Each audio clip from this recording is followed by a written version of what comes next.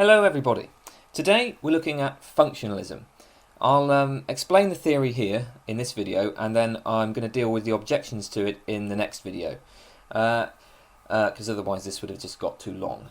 Right, now the last three videos can be seen as something of a brief historical survey. We had substance dualism, logical behaviourism, and the identity theory. Now they all had their time, but they're not so popular anymore. With functionalism, we move into truly contemporary philosophy of mind. Functionalism was developed quite a few decades ago now, but it remains the most popular option in philosophy of mind. Most philosophers of mind are functionalists, and it's had quite a lot of influence in the cognitive sciences in general. Okay, I myself am not so convinced. I'm not really a functionalist, but we'll have a look at it, and well, you can make up your own mind. Now, let's recall where we left the last video. We saw that the primary objection to the identity theory is the multiple realizability objection. It seems that many different types of physical states can realize, for example, pain, so that means that pain cannot be identical to one type of physical state, like C-fibre firing. And in response to this, physicalists dropped type identity theory in favour of token identity, e.g. each token pain is identical to a token physical state. In humans, this physical state might be C-fibre firings, in Martians it might be some arrangement of green blobs, and maybe one day we'll make conscious computers where pains are realised in transistors and silicon. Okay, fine, but now we have a big question. In virtue of what are all these disparate physical states pains? What makes them pains? There must be some non-arbitrary way to group all of these states together. In other words, there's a difference between these two sets, okay? Between an apple, a burnt keyboard, John's D fibres firing, and John's C fibres firing, Islier's green blob state, and Crichton's silicon chip state. The first collection is completely arbitrary. I've just picked those pretty much at random. But members of the second collection, we hope, have something in common. There's something that makes them all pains. Well, what is it? Why are the C-fibre firings and green blob states pains, but the D-fibre firings and burnt keyboards aren't? We need a principle of individuation for pains, and of course for all other mental kinds. Now this is where functionalism comes in. Some things in the world are defined or explained in terms of what they're made of, such as water. Water is H2O. Water is something that's made of a particular kind of stuff, okay? And that stuff can come in various forms. You know, you get gas and liquid and ice, but ultimately it's got to be H2O, okay? It's a particular kind of stuff. That's water. But many things are defined not in terms of what they're made of, but in terms of what their functions are. So consider hearts. A heart is something that pumps blood around the body of an organism. The hearts we're born with are made of a certain kind of organic muscle, but you could have a completely artificial heart made of metal and plastic. As long as it pumps the blood in the right way, as long as it does the same job that the organic muscle does, it's a heart. It doesn't really matter what it's made of. Something is a heart because of the role it plays, the function it has in a certain kind of system. Pumps blood around the body of an organism. Now, functionalists treat mental states in a similar way. Something is a mental state in virtue of its having a particular function, in virtue of its playing a particular kind of role. Mental states are functional states. So consider pain. Pain. What can we say about pain? Well, pain is typically caused by bodily injury. It typically causes distress and a desire to make it go away, and a belief about the location of the injury, and so on. And it typically causes, in conjunction with those beliefs and desires, wincing, bad language, nursing of the injured area, etc. So the functionalist says that any state that plays this role is a pain. Okay, that's what a pain is. A pain is a state that plays that particular kind of role, that particular function. So we can identify three kinds of relations that constitute the essential feature of a mental state. There are, first, typical ways the environment causes the mental state. Second, typical ways the mental state interacts with other mental states, and third, typical ways the mental state, perhaps in conjunction with other mental states, causes behaviour. So a pain is whatever has the right kind of sensory input, relation to other mental states, and behavioural output. And that's the case for every other mental state. All that matters about a mental state is its relation to sensory input, behavioural output, and other mental states. Right then, I just want to note incidentally, because functionalism is often seen as being a physicalist or materialist view, you don't actually have to be a physicalist to be a functionalist. And in fact, there are functionalists who reject physicalism. David Chalmers, I believe, is an example. It could even be the case, given functionalism, that minds are realised only in non-physical Cartesian souls. Functionalism is completely neutral on this. Remember that functionalism defines mental states in terms of what they do, in terms of what their function is, not in terms of what they're made of. So you can be a dualist and a functionalist. You can be, but generally people aren't. Most functionalists are physicalists because, well, obviously functionalism is pretty clearly a perhaps promising way of spelling out token identity theory. So you should understand the basic idea here. A historical point might help to elucidate the theory further. Functionalism can be seen, in a certain sense, as a development from behaviourism. So there are many problems with behaviourism, many problems, but the two big ones are this. First, it denies that mental states are inner states. To identify mental states with behaviour is to ignore precisely what makes mental states interesting. Second, we saw that behaviourism has a circularity problem. Any behavioural analysis of a mental term will implicitly invoke other mental terms. The behaviourist says that Frank wants an orange means Frank is disposed to go to the kitchen and get the orange. But, of course, Frank will only be disposed to go to the kitchen and get the orange if he believes that there are oranges in the kitchen, and he doesn't have any overriding desires such as a desire to go on a non-citrus diet and so on. So, you can't eliminate mental terms from a behavioural analysis like the behaviourists try to do. Now, functionalists agree with behaviourists that fundamental to mental states are their relations to sensory input and behavioural output. But by holding that you also have to consider the relation to other mental states, functionalists do two things. First, they have it that mental states are inner states. They resolve the thing that made behaviourism so implausible because they can say, no, there are real things going on inside our heads. Mental states aren't reducible just to behaviour or something like that. They're really going on. There are things going on inside our heads. They're real things. They have real powers. Second, the functionalist can embrace the fact that any analysis of mental terms will implicitly invoke other mental terms. For the functionalist, all that follows from this is that ascriptions of mental states have to be holistic.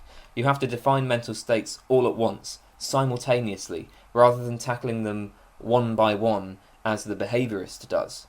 Again, after all, if mental states are real things, there's no problem with saying that they might have other mental states as their causes and effects. The behaviourist's mistake was to try to kind of tackle them one by one. You can't just define a belief. You have to define the belief and the desire and loads of other mental states all together, all at once. So, functionalism has this kind of affinity with behaviourism, but as you can see, it's much more sophisticated. Well, I hope you can see how all of that works. Now, there is an immediate problem for any functionalist theory, and you might have noticed it yourself. Functionalists avoid the circularity objection to behaviourism, but actually they have their own circularity problem. So consider what I've said about mental states.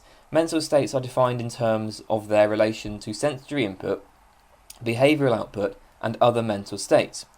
According to the functionalist, this is an analysis of what a mental state is, but it's obviously circular.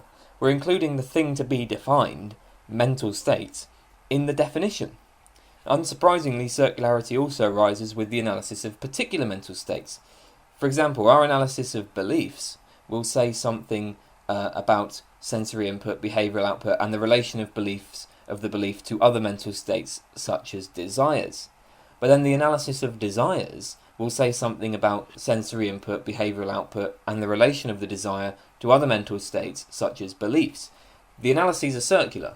We can't understand beliefs without invoking desires, and we can't understand desires without invoking beliefs. So we have circularity, both in the analysis of mentality in general and in the analysis of particular mental states.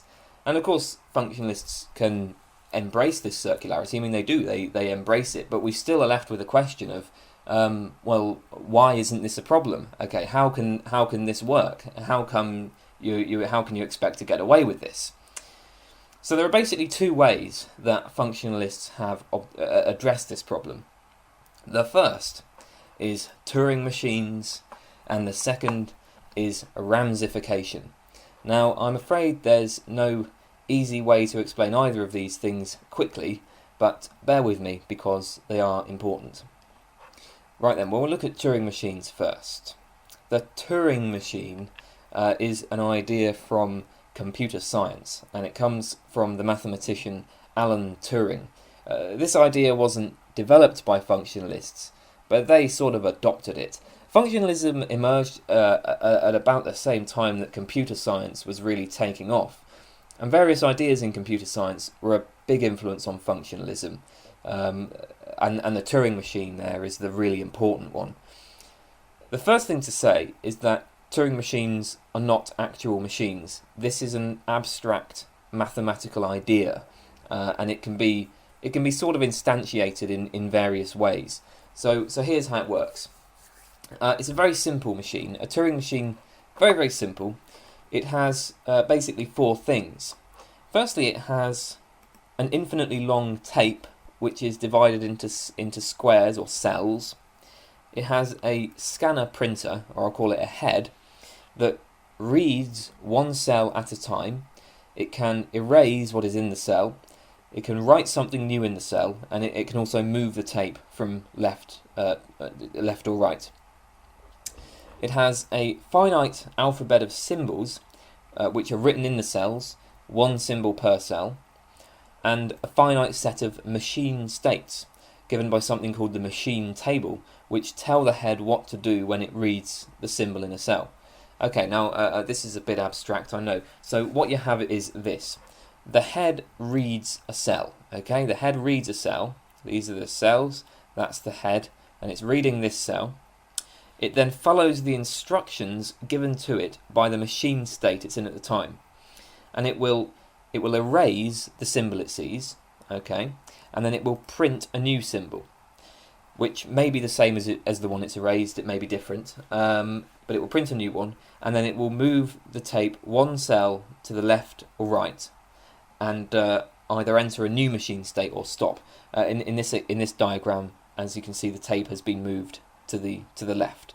From here to here, it's been moved to the left. So that's a simple step-by-step example of a Turing machine. But I think the best way of understanding this is to see a Turing machine in action. We're going to consider a simple addition machine. This is a machine that takes a number and adds 1 to it. This is about as simple as it gets, okay? The machine's alphabet is just 0 and 1. That's all. And we can represent numbers as collections of ones. So 1 1 is 1, 2 1s is 2, 3 1s is 3, and so on. So 3 cells of 1s represents the number 3. In order for the machine to perform the addition, we need to specify the machine states in what's called the machine table. Here's the machine table. We have 2 states, S1 and S2, and 2 input possibilities, 0 and 1. Remember, the head only reads 1 cell at a time, and since there's only 1 symbol per cell, it will only ever read a 0 or a 1. So the machine table looks like this. That's the machine table, and here is the tape. We have 3 1s in a row. Okay, now let's work through what the machine does. The head starts at the right of the tape, and it starts in S1. It's reading a 0, so what does it do? The machine table contains instructions. It writes a 0, moves the tape to the right, and then stays in S1. So now we have this. Okay, it's reading a 0 again. and again we're in S1, we do the same thing as last time. The head writes a 0, moves the tape to the right, and stays in S1, giving us this. This time it reads a 1. Following the machine table, it writes a 1, moves to the right, and changes to S2, giving us this. Again, it sees a 1. What does the table tell it to do this time? Well, it sees a 1 and it's in state S2 this time. So it writes a 1, moves the tape to the right, and stays in S2, giving us this. And we have another 1. So again, it's in S1. It's in S1. It sees a 1. It's in S2 and it sees a 1. It writes a 1, moves to the right, and stays in S2. And then we come to a 0. This time it's reading a 0 and it's in S2. So it writes a 1 and stops, and the final state looks like this. What the machine has done is take 3 1s and convert them into 4 1s. 3 now 4. It's 3 plus 1 equals 4. So the machine has taken a number, 3, and added 1 to it. It's tediously simple, I know. But Turing machines can do a lot more than this. Georges Ray, in his introduction to philosophy of mind, Georges Ray, he gives the example of a Turing machine which can add any 2 numbers together. I'm not going to go through that one here because it would take ages, but it's a good book. It's worth checking out if you want to kind of know more about Turing machines. You want to see a slightly more complicated example. His example of one that can add any 2 numbers together is a bit more in-depth than this. Now I know that this is all very abstract, but Turing machines can do all kinds of things. An example given by Ned Block, a very famous example now, is the Coca-Cola machine. Here is the machine table for our Coca-Cola machine, and well, look, you can work through it yourself. What you have here is a very simple Coca-Cola delivery machine, which will deliver a Coke if either a £1 coin or 2 50p coins are inserted. It gives you a Coke for £1 basically. So suppose, for example, you insert a 50p coin. Well, it doesn't deliver anything, but it changes to S2. Okay, if you then insert another 50p, it's in S2, it's got another 50p, it'll deliver a Coke and go back to S1. If on the other hand you insert £1, so you've given it £1.50 overall, you can see that if the machine is in S2 and it gets £1, well, it delivers a Coke and a 50p, so it gives you some change. Basically, putting a 50p in changes it to S2, and then once it's in S2, if it gets another 50p, it gives you a Coke. If it gets £1, it gives you a Coke and a 50p. I won't explain the rest, but you can see how that works. And of course, if you wanted this to look more like a standard machine table, you can just imagine that 50p is 0 and £1 is 1. So putting a 50p in the slot means that the Turing machine gets given a 0, and if you put a pound in the slot, the Turing machine gets the input 1. In fact, Turing machines can get very complex indeed. To put it simply, Turing machines can compute any function for which there is an explicit, finite step-by-step procedure. Indeed, the computer you are sitting on right now could be regarded as a kind of Turing machine, so they can have immense power. Right, well, this is all very interesting, but how does it bear on functionalism? Well, remember that the functionalist has a circularity problem. We can't understand some mental state M1 without invoking another mental state M2, but we can't understand M2 without invoking M1. So how is it possible to understand either? But notice how precisely the same thing can be said of Turing machines. The machine state of a Turing machine, just like mental states according to the functionalist, is defined entirely by its relation to inputs, outputs, and other machine states.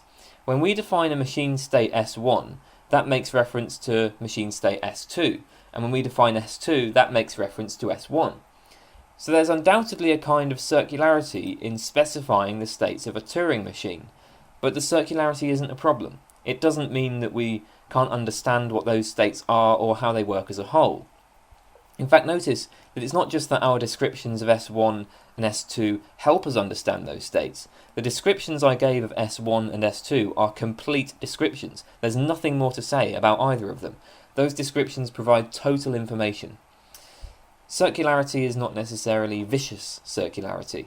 So we know that the circularity involved in specifying a Turing machine is not vicious. It's actually very simple and easy to understand the basic idea, and it even sheds a lot of light on more complicated ideas like the nature of computation and so on.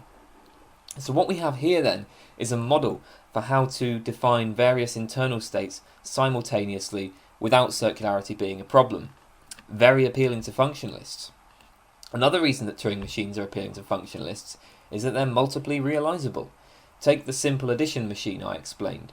You probably imagined a literal machine made of a printer and a scanner and a bit of tape, but notice that a human with some paper and a pen would realize it just as well. Remember, a Turing machine is an abstract idea, so it can be realized in all sorts of ways. So this all led to a kind of functionalism known as machine functionalism. It was first developed by Hilary Putnam. And to put it simply, machine functionalism says this: the mind just is a Turing machine, and mental states are states of its machine table.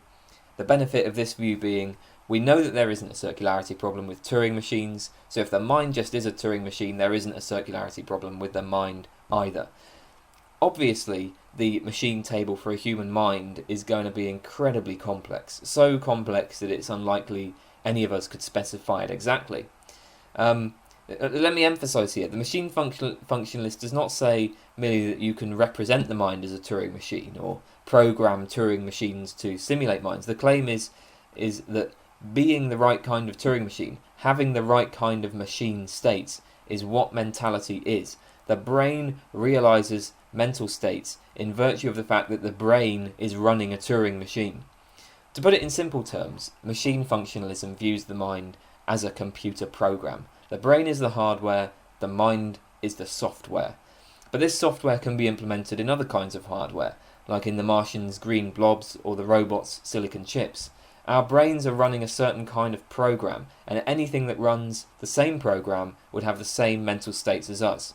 And I suppose, to be fair, there is some intuitive plausibility to this. I think a lot of people are attracted to the idea that minds might just be kind of, they're computers. The brain is a kind of computer, and the mind is a kind of computer program. It's an attractive idea. I'll give it that. Well, finally, I just want to say you have to be careful when you read about Turing machines in the philosophy of mind, because there are a lot of errors. Whenever philosophers of mind talk about Turing machines or related ideas like the Church-Turing thesis, they make a lot of errors, even philosophers who should know better. I don't have enough time to explain any of this stuff, but I'll put up a link and you can refer to it whenever you see a philosopher talk about Turing machines. Anyway, that is Turing machines and machine functionalism. So that's that. Functionalism, of course, does come in other forms. Remember, the basic idea of functionalism is simple. Mental states are defined in terms of their relations to input, output, and other mental states. I said that there was another way to deal with the circularity problem, and that's Ramsification. And this is a much more general approach than the Turing machine method. So Ramsification was first suggested by David Lewis, and it comes from an idea by Frank Ramsay, hence why it's called Ramsification. Right then, well, okay, how to explain this? Well, I'm going to start off with a simple example, okay, that should give you the basic idea of what's going on. Let's imagine that Frank sees an orange in the kitchen, and he walks over to go and get the orange. What's happened here? How has this happened? Well, Frank has the perception of the orange in the kitchen, and this causes him to believe that the orange is in the kitchen. This belief, together with his desire for an orange, causes him to get up and get the orange. And picking up the orange will cause him to feel satisfaction. Right, now first of all, we need to express all of this in one sentence, so we just make a rather clunky conjunction. Frank perceives the orange in the kitchen, and this causes him to believe that the orange is in the kitchen, and this, together with his desire to get the orange, causes him to pick up the orange, and this causes him to feel satisfaction. So we got this one sentence here, and we want to Ramsify this sentence. And to Ramsify this sentence, we have to replace all the terms and phrases that refer to mental states with variables. Let's start with the perception of the orange. We'll replace perceives the orange with the variable A. And this gives us a sentence that looks like this. Right, now this backwards E here, this backwards E is called the existential quantifier.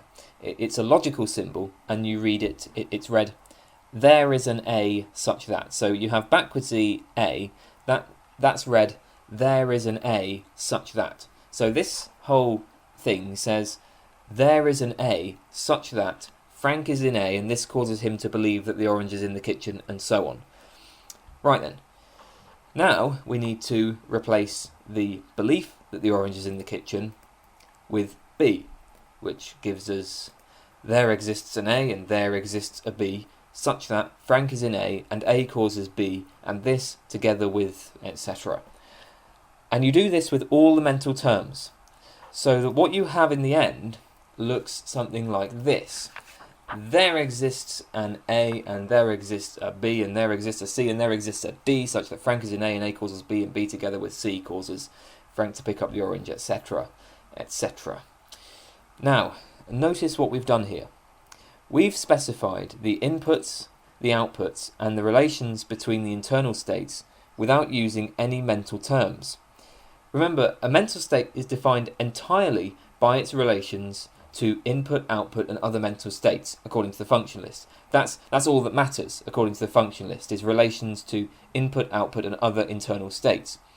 So, as a specification of mental states, the Ramsay sentence, this Ramsay sentence, does just as well as the original sentence. It contains exactly the same information as the original sentence, even though we've removed all of these terms and phrases.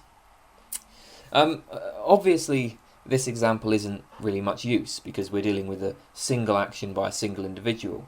But notice that the same kind of thing can be done with our theory of the mental as a whole. Take folk psychology. Folk psychology is our common sense theory of the mind. It consists of hundreds of thousands of platitudes. For example, if a person is happy, they will tend to smile more than if they are upset or angry.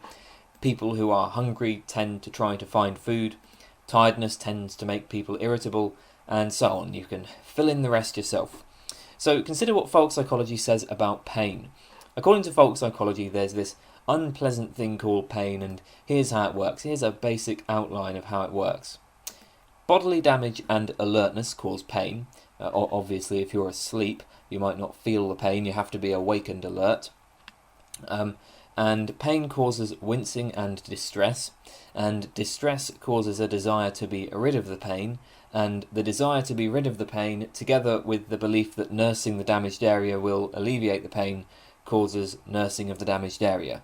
That's a very, very basic outline of how pain works. A massive simplification, of course. You could expand it further, and in any case there are other kinds of pain and they work in different ways, but it will suffice for our purposes. First then, we need to Ramsify the sentence, and here's what we get.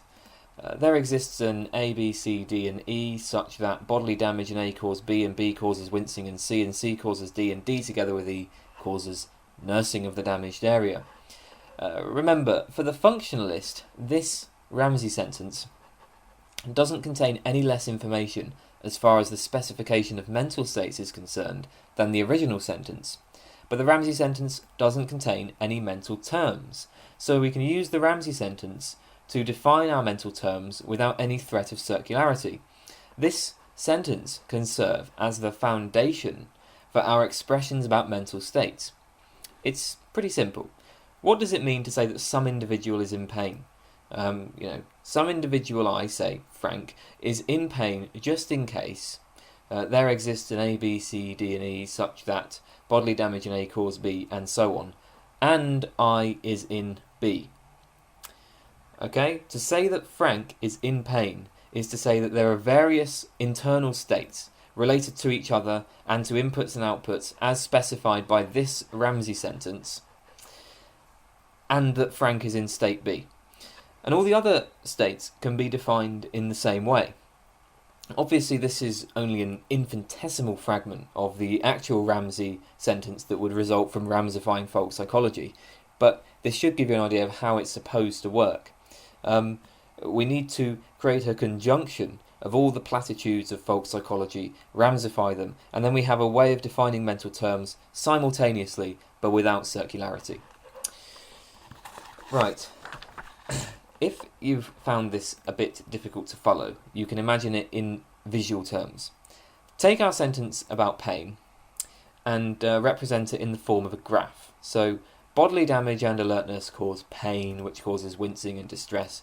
Distress causes desire to alleviate pain, and that, together with this belief, will cause nursing. And then when we Ramsify it, what we're doing is, okay, so this is our original sentence put in the form of a graph, and when we Ramsify this, what we're doing is replacing all the mental terms with predicates, okay, just like this. And then when you ask, what is pain, the functionalist says, that's pain. That particular node in the causal network, that's what pain is. A state of pain is whatever occupies this place in the network, and the network is abstract. There's nothing about the mind or mental states anywhere in it. So this then is a sort of visual representation of the Ramsay sentence. And the Ramsay sentence, just like the Turing Machine approach, it then provides a way to define mental states simultaneously, holistically, all at once, without this issue of circularity. Defining a mental state need not presuppose other mental states. It only needs to presuppose this abstract network. And of course, notice, since this is abstract, we're saying nothing about the physical realization of the network. That the physical realization is irrelevant, so this is of course multiply realizable. Well, Ramsification is a powerful procedure, but there is a problem. We've seen that what the functionalist does is define all mental terms at once. You specify the whole causal network of inputs, outputs, and internal states, and then when you ask what is pain or what is a desire, you just point to one of the nodes in that network. By giving the whole network, you define all mental terms at once. The Ramsay sentence is basically just a technical way of specifying that network, but this kind of approach has a really serious problem. If you take any Ramsay sentence, and then if any clause of that sentence is false, the whole sentence is false. If any part of the Ramsay sentence for mental terms doesn't apply to an individual, then none of the sentence applies. Suppose, for example, we're talking about a dog. It seems reasonable to say that dogs can experience pain just as well as we can. But what does it mean for a dog to be in pain? Well, what does our Ramsay sentence say? The dog is in pain just in case there exists an A, B, C, D, and E such that bodily damage in A cause B, and so on, and the dog is in B. Here's the problem.